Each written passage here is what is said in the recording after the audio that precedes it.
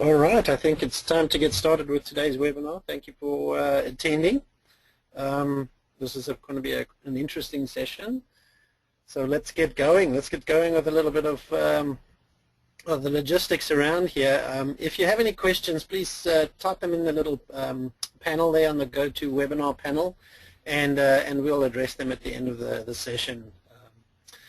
If you would like to follow us, there's our Twitter account at BizMaturity, and all of our tags around this particular topic. We put QDate_EM. The solution we're going to show you today is around SAP standard solution called SAP Event Management. There's our Facebook account, and we have a specific page on event management where we put tips and tricks and what people are doing out there and so forth. Our company on LinkedIn, and then we have a blog, qdatausa.wordpress.com, which deals not only with event management but a lot of the other things around the supply chain that we're seeing out there, and then we write about them. So feel free to go out there and deal with that. This is the first of three, I would say, supply chain webinars that we'll be doing. So today we're going to cover the pending changes from UPS and a FedEx perspective in terms of small parcel charging. Next week and the week following that, we're going to talk in depth about EDI automation and moving towards that perfect order and the role it can play. The first week, next week, will be around the procure-to-pay process, so everything dealing with the interaction with our supplier. And then the following week, we'll talk about our customer side of things, so our order-to-cash process. So feel free to join us there. The registration's at the bottom. So to find that, just go to our website, QData USA, click on resources. You should be able to see this particular webinar recorded, and it should be up on that in this particular place tomorrow. Upcoming webinars is the one on the left-hand side where you're going to register for next week's and the week afterwards webinar. Just as a point to note, this particular demo that we're going to go through today and solution covers a white paper. So click on the white paper's link to, there's a white paper that goes through in-depth what we're talking about here. It goes through the UPS, dimensional weight calculations and everything that we're covering today in depth. I think it's a 10 or 12 page white paper out there, so feel free to go out there and get that. In terms of what we'll cover today, we're just going to talk a little bit about ourselves if you're new to us, and then we're going to describe why we're having this discussion, and then we're going to understand what it is that we can do to hopefully alleviate the impact of this change coming from FedEx and UPS. Then I'm going to show you a little bit of innovation that we've put together in terms of SAP solution and how we can actually track compliance so we can maybe minimize the impact that these FedEx and UPS changes are coming down, and then we'll just go through a short wrap-up, what our suggestions are, and then we'll take questions.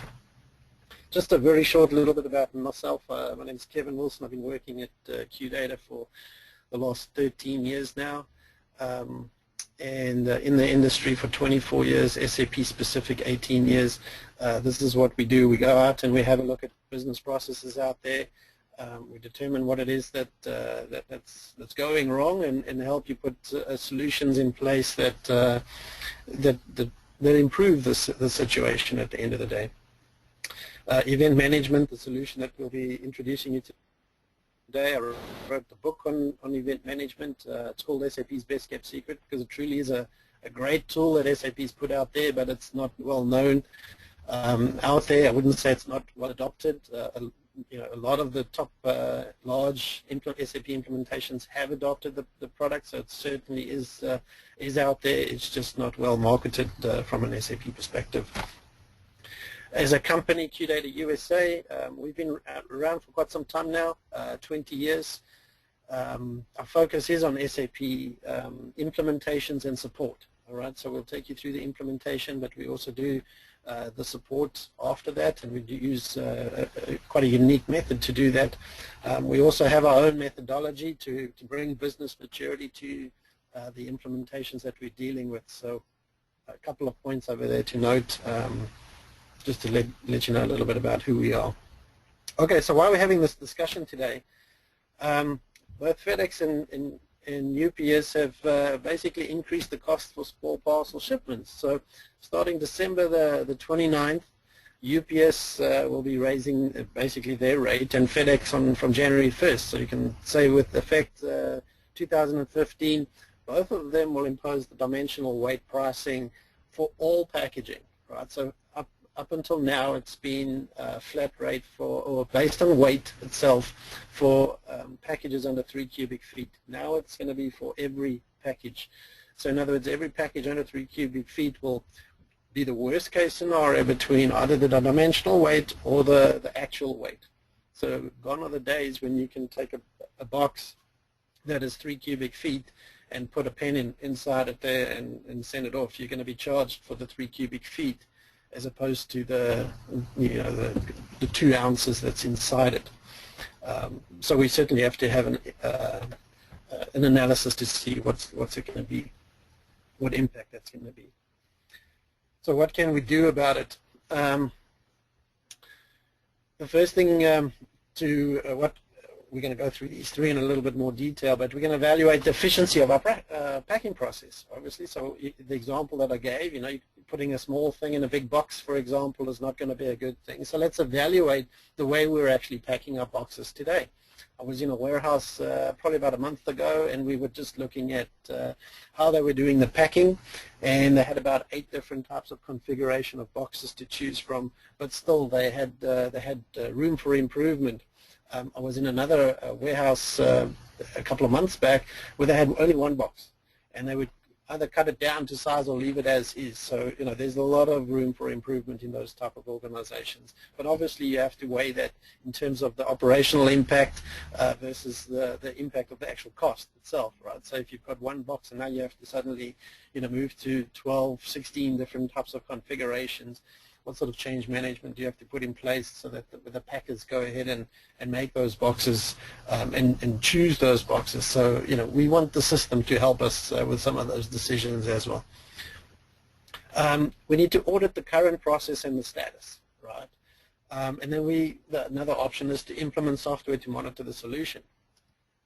So if I want to go through these 3 points in more detail, let's go through that. So if you evaluate the efficiency of our packing process, the idea is to maximize the utilization for every package.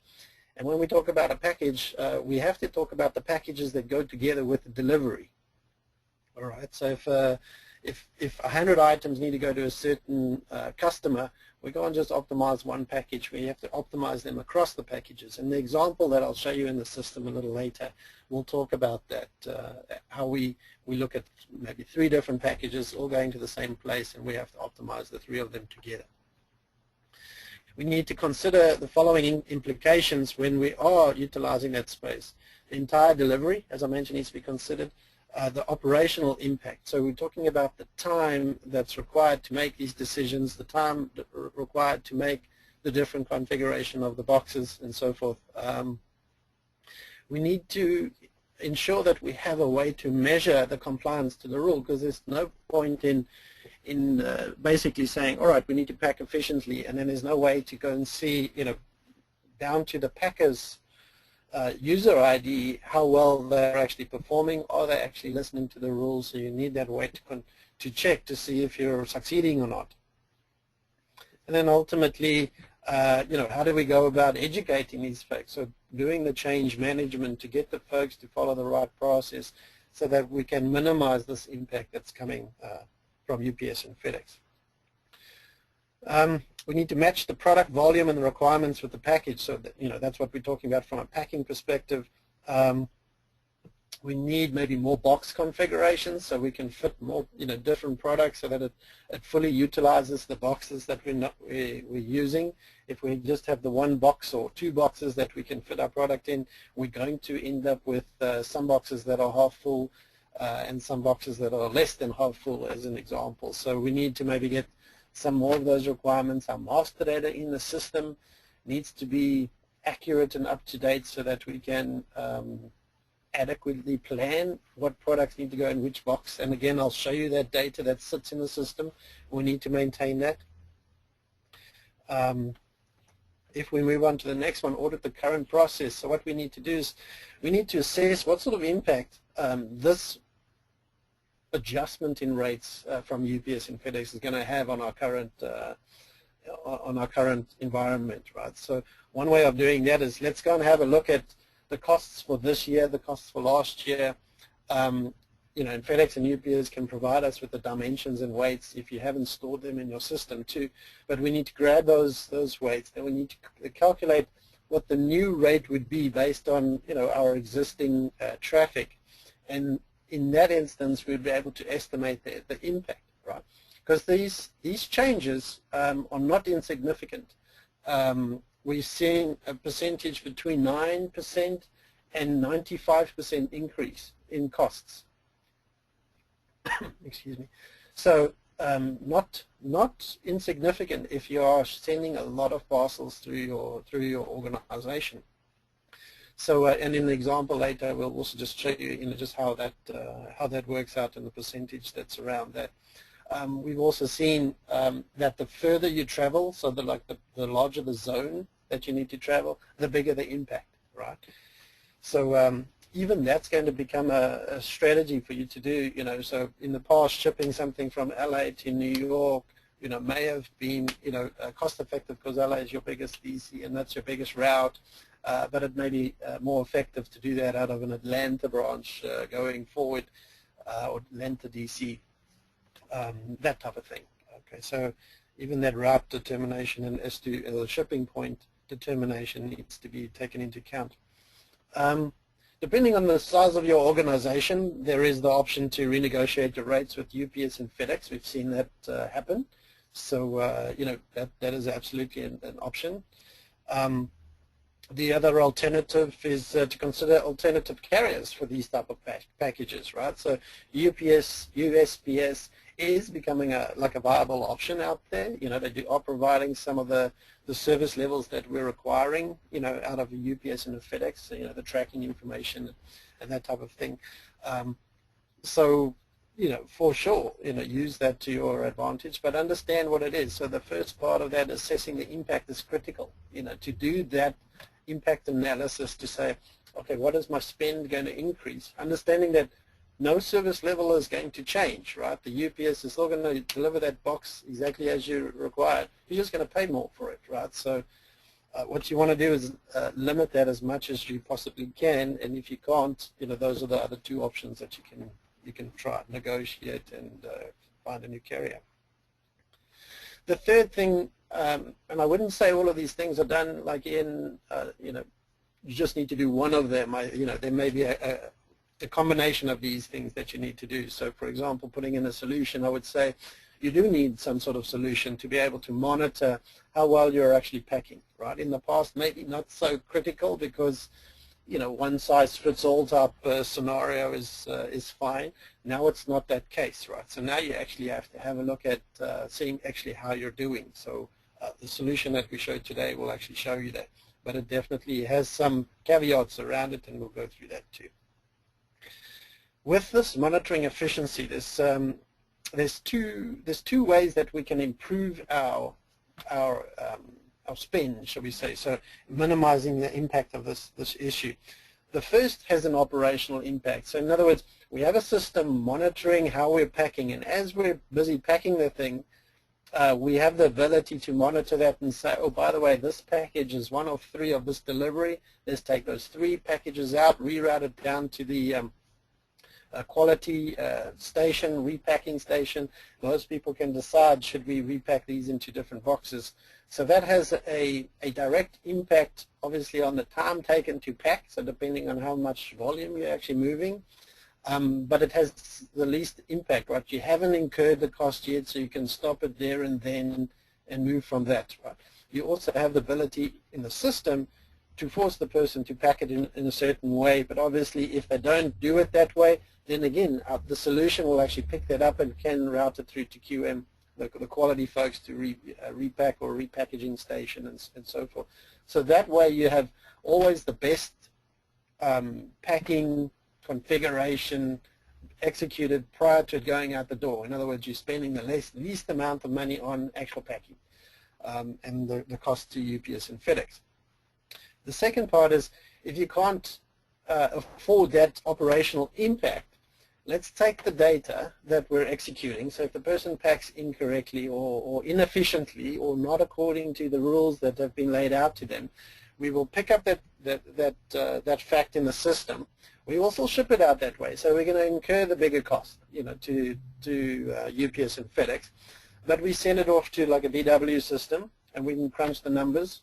And again, our solution's capturing this, so we can crunch them and say, all right, 25% of the time that Kevin Wilson is packing the box, he's doing it incorrectly. So now we have an opportunity to educate the person, so that, do the change management in order to change the behavior, and ultimately get the benefit of reduced costs in a longer term through change management, but no operational impact from let's stop the packaging line and repack things.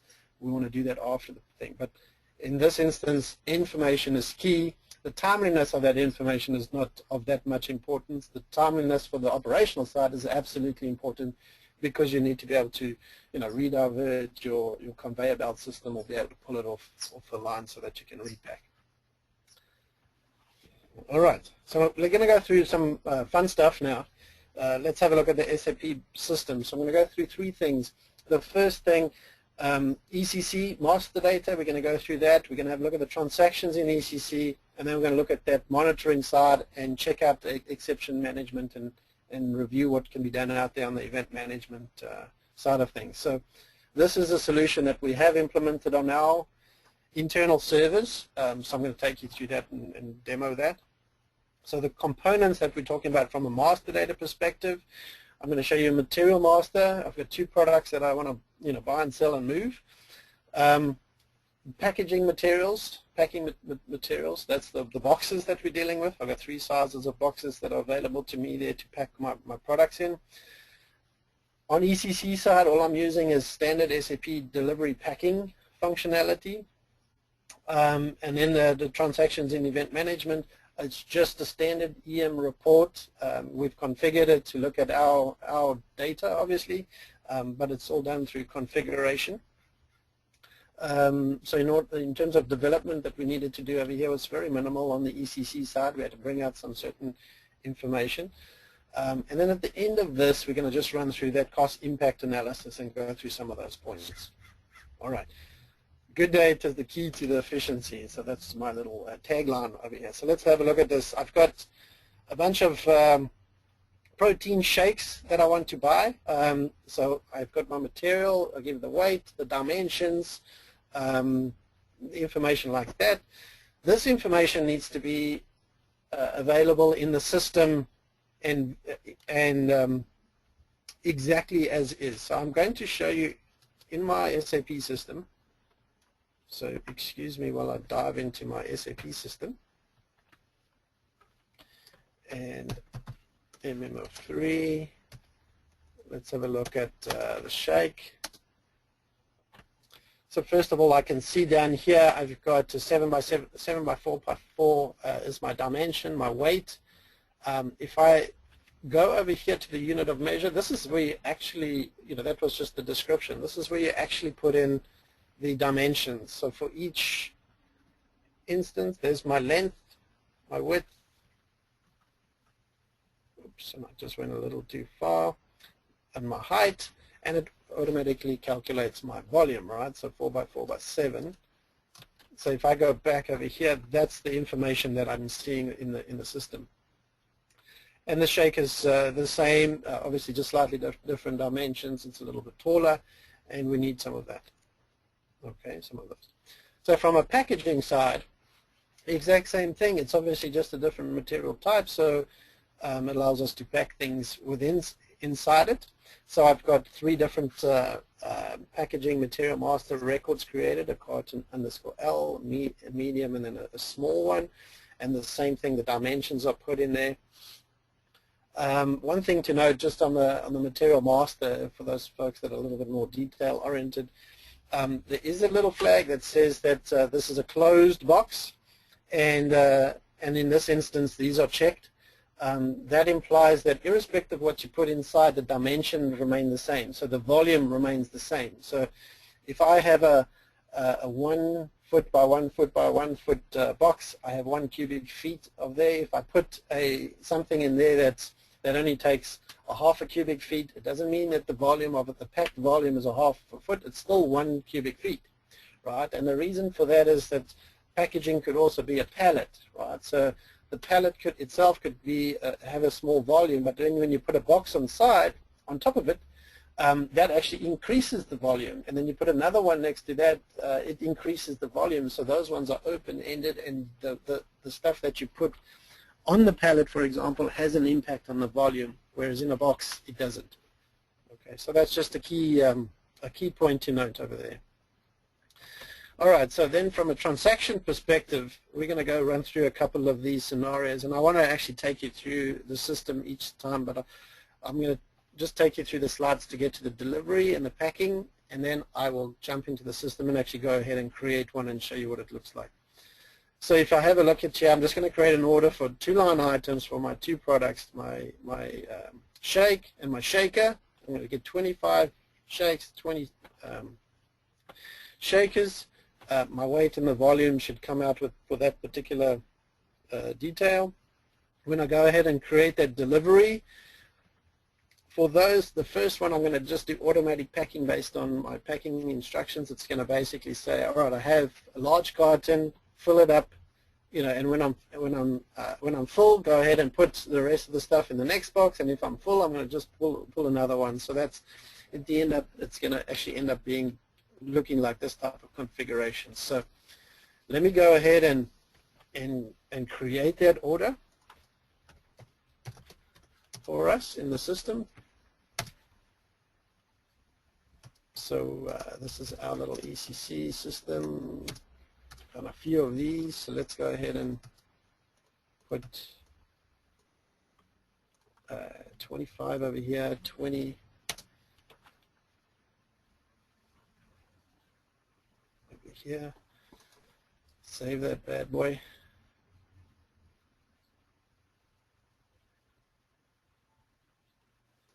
It's always risky doing a live demo, but we think it's worthwhile. So there's my order 14,421. I can go ahead and create my delivery over here. I'm just going to save this one. And then I'm going to go do packing on this delivery. I'm just going to save that number because I'm going to need that for my visibility process. All right, so if I do my packing, I put my carton in over here, and we can already see, for example, my allowable volume is there.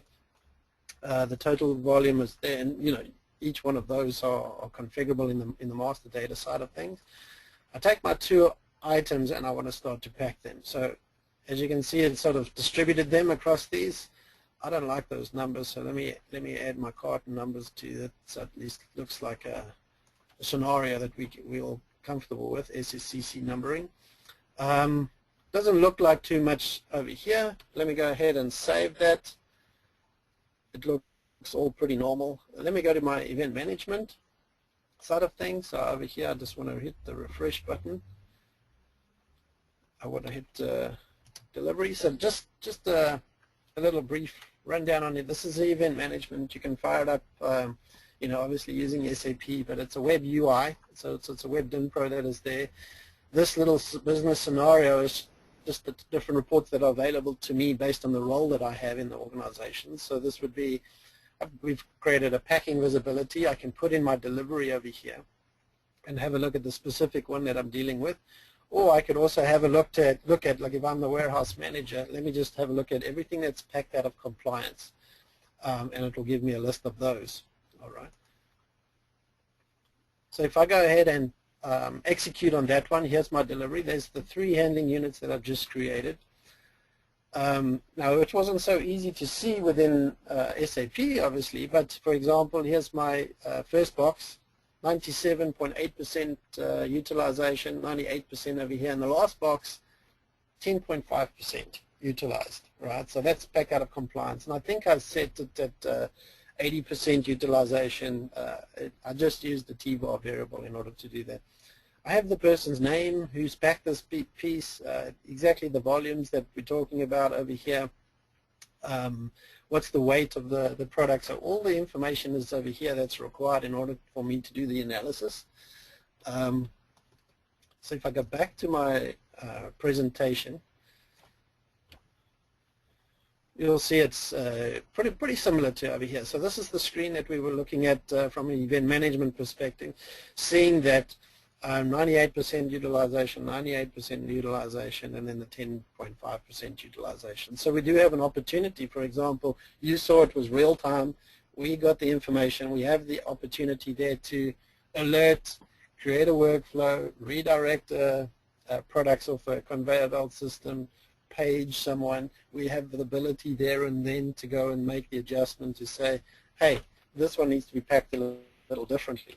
All right. So let's go see how we would pack it effectively and then match the two against each other. So I'm going to go ahead and create that same sales order, that same delivery, and then we're going to go do some packing that looks a little bit like this. I'm going to have 3 different boxes. So I've got a large, a small, a medium, and I'm going to use this screen to go ahead and do that for me. So let's go ahead and create another order. Let's get that same customer. Let's do that.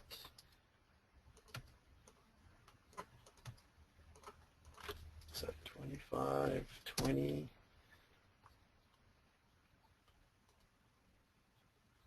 Just wonder, it's nice sometimes doing it in the system, then folks can see we're not, we don't have little lemmings running around in the back end updating stuff or doing stuff like this. This is the real deal.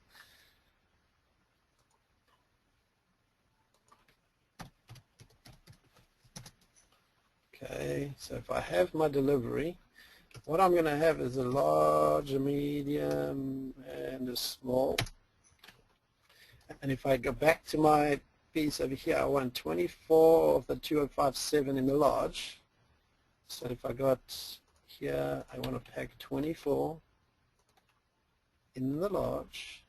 Then I've got one more 27 and 8 in the small.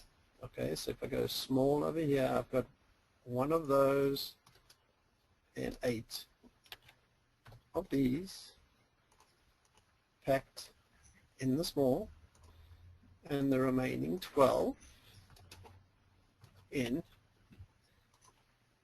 the medium box. All right, so then I go back into my system. If I can go back into my search scenario, I didn't take note of the delivery number, but I somehow assume that it's going to be 3. So let me just go ahead and put both of those there together so we can see them. Search. Oh, I didn't like. I don't like those handling unit numbers. So let's go ahead and do that. Save it. Where's the refresh button? Wow, that's nice and quick, hey? So over here you can see I've got delivery number 203 and there's 202. Nice. So we've got now all 3 of them packed in compliance. I've got 97% for the large box. I can see over here the detail, 1.556 of 1.59. Over here I've got 90%. I've got one cubic feet out of 1.1 cubic feet for that particular box, which is a medium box. And then I've got, for my small box, I've got 0.73 out of 0.75, so pretty well packed. So this time, you know, Kevin Wilson learned his lesson and he's done a good job over here. So certainly, if you have any questions, now that's sort of the end of the little demo there. I want to run through what it looks like and what's the impact to us, and we'll go through that. So here's just an overview of that particular screen that we're just looking at. So pretty good utilization over there. And again, like I said, all of this information, both the first delivery and the second delivery and all of the stuff that we just looked at over here is available for analysis after the fact, right? So in other words, like this could be, you know, Kevin Wilson packed 6 boxes, one of them was out of compliance. You can go down to the material, the box, you know, whatever makes sense in order to, you know, find out where you need to be addressing your attention. Okay, information is critical in this instance. All right. Okay, this is one of the last slides over here, but this is the key one. Let's go through it in a little bit more detail. So on the left-hand side, I have my poorly packed delivery. You can see it's the same box and everything. The first package, the weight is 456 ounces. The dimensional weight, or I'll work in pounds, so it's a little bit easier. So the weight is actually 29 pounds. The dimensional weight is 17. So in other words, the cost for Zone 5 shipping, and I just use that as an example, so middle of the road, shall we say, out of the 8 zones, $18.07 is what it would have cost you, and it would have been based on the weight. The second parcel was 15 pounds, and again, the dimensional weight, 17 pounds. So $12.25 based on the dimensional weight this time, because the dimensional weight is a little bit more. But the cost is actually the same, right? So from a UPS perspective, and I used UPS for these ones, the cost, even though it's because they're pretty close to each other, it still would have cost you the same amount. For the third package, the weight is 2 pounds, which would have been $8.05 for you. The dimensional weight as per normal is 17 pounds. That one is going to be, again, $12.25, much like Parcel 2. So the difference there is $4.20. So for that particular package, as an example, that's a 52% increase, right? If that was the only package we're shipping, we would have seen a 52% increase in the cost over that. The total cost of the whole delivery is in 2014 would be $38.37, whereas this one would now cost you $42.57, or 11% increase for no additional service level, right? So it's just the cost increase.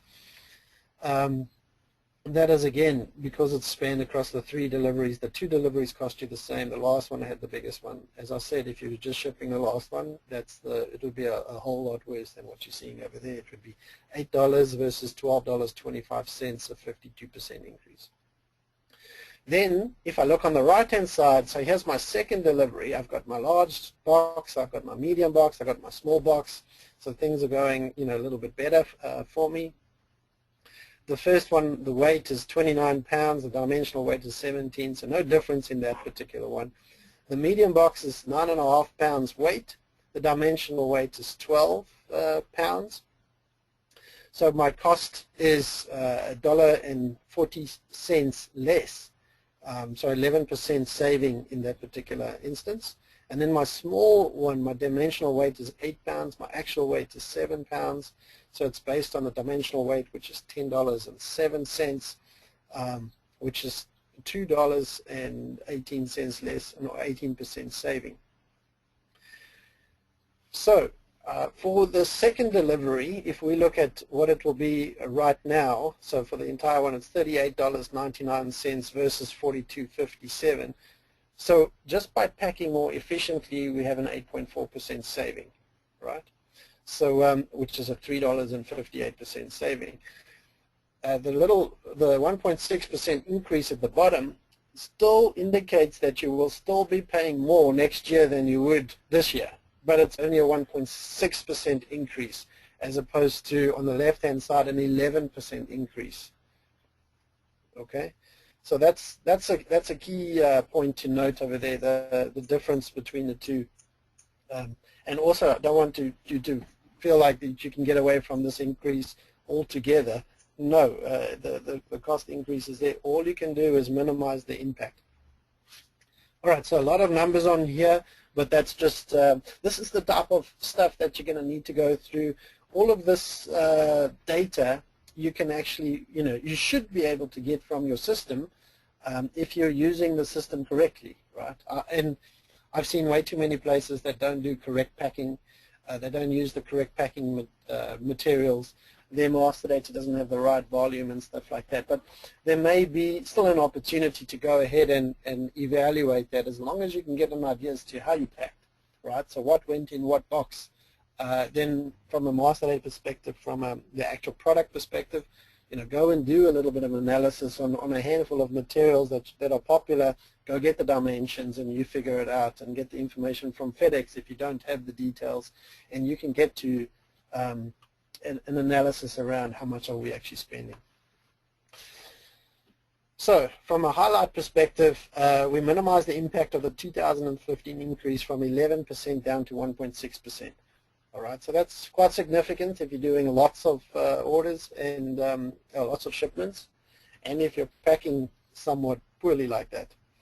Okay, 8.4% saved on the entire order, 11% on the second carton, 18% on the third carton. So again, we're seeing some significant savings.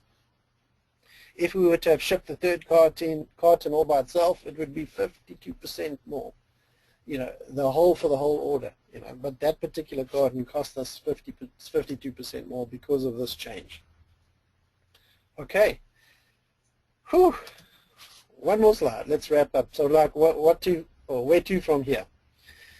So there's certain considerations, and certainly, we as QData, we focus on supply chain visibility in these processes. We love the warehouse functions, so we like to go through that sort of thing, but we're passionate about visibility and bringing this data to you so that you can make effective decisions. So first thing I would consider is go do the analysis, right? We can certainly help there, but you can certainly do it inside your own organization. Analyze your current spend, determine what that future impact is. Have a look at your current packing process to see if there's a way to actually lower those costs and improve the process going forward. Like I said, maybe it's done with operational change, or maybe it's done through change management and changing that behavior. There's also opportunities here for system change, right? So in that delivery, that automatic delivery packing that I did, we had the opportunity there, to put some swift, nice logic to actually go ahead and pack the thing efficiently. And there are third-party products too that will help you in that particular space too, to optimize the packing, and maybe there's time to leverage those type of third-party tools as well. But nothing that's not actually available, but you'd have to do it through a user exit in SAP and do that. Like I mentioned, carrier negotiation and new carrier selection if need be, based on the analysis that you that you uncover. If the impact's going to be too much, go to UPS, go to FedEx and speak to them. Speak to USPS and see what sort of rates that you can get out of them as well. From a process change perspective, on-demand packaging, what we talk about there is we need to have a substantial amount of configurations of boxes. It makes sense for your organization, right? So if you're moving millions of products a day, you want to make that as efficient as possible. If you're moving 100 cartons a day, you've got some time to work things and affect the process a little bit, if you will. But have the different configurations of boxes. Make sure that the master data matches up with those in the system. Make sure the system knows which boxes you're using to do the packing so that we can monitor it after the fact, right? You have the opportunity to reroute parcels, as part of a delivery to a place that can maybe potentially repack it, or just choose to send it on from there based on the volume that you're experiencing at that point in time.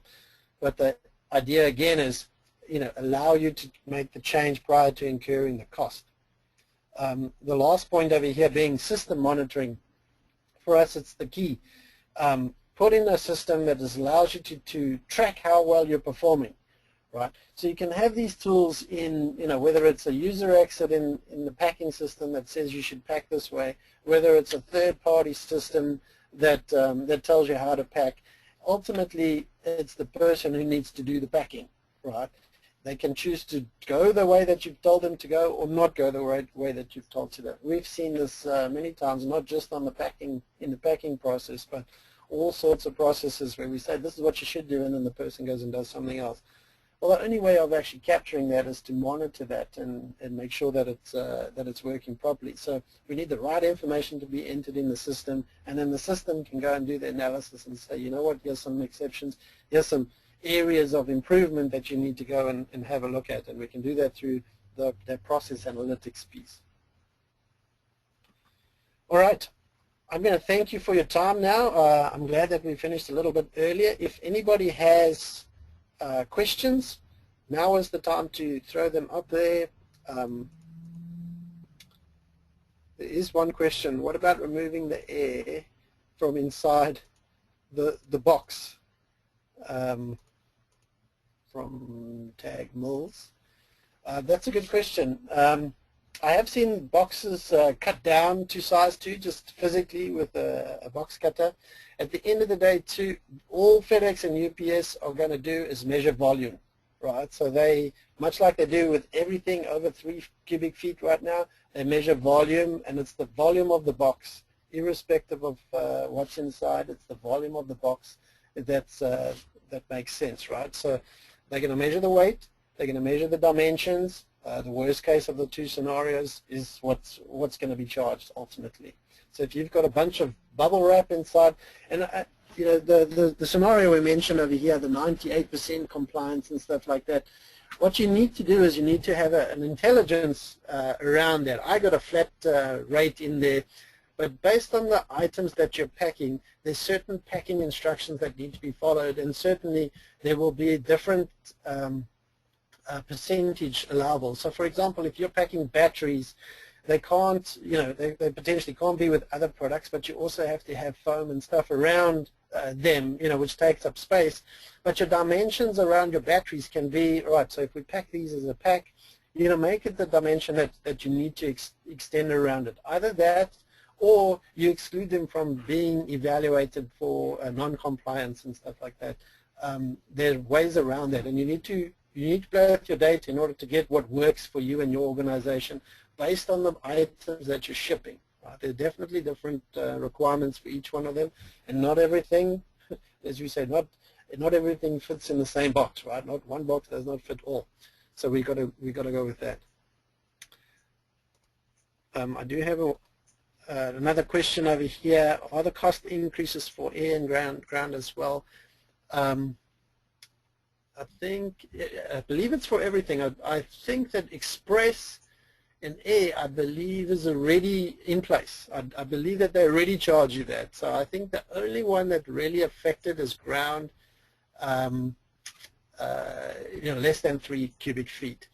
I just have to check. I think it's in the white paper. I think I mentioned it over there. I just can't remember off the top of my head, but I do believe that the ground is the one that's affected primarily over here for small parcels, and then Express and Air is already being charged that way.